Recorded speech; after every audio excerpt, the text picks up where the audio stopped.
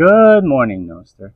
Jimmy Song here again, talking to you about what everyone's been talking about on Twitter, at least it seems like, is the filter stuff, the filter war, the node war, whatever you want to call it.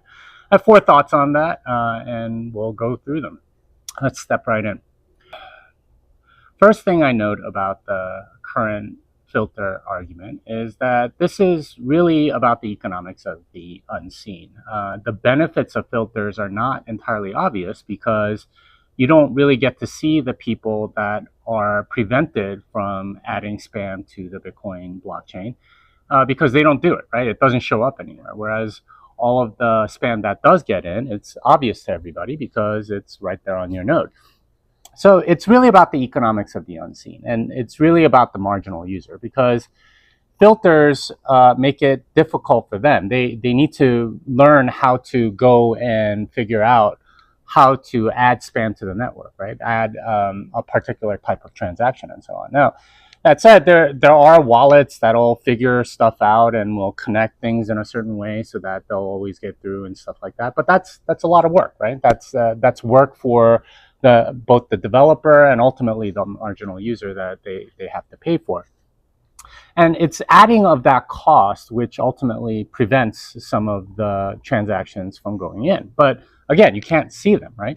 The mistake that I think a lot of people make on at least the people that are arguing that filters don't do anything is that they think everyone else is like Peter Todd or something, right? Peter Todd knows exactly how to get spam transactions in if he wants to, anytime he wants. In fact, he wrote Libre Relay for that particular reason. He knows exactly how to construct the transaction, sign the transaction, and broadcast it in a way where it's likely to get mined by those miners that are mining those types of transactions. But the average Joe, like say a Ripple troll or something like that, they're not going to know necessarily how to do it. And even if they had the desire to, the learning curve and all of that is just going to make it very difficult for them. And they're probably going to be like, it's not worth it. I don't want to learn this stuff. No matter how much like the developers say it's easy, for the average user, for the marginal user, they think what people like Peter Todd are doing, it looks like magic, right? Like it's very difficult for them, or they don't want to go and figure out all of this stuff.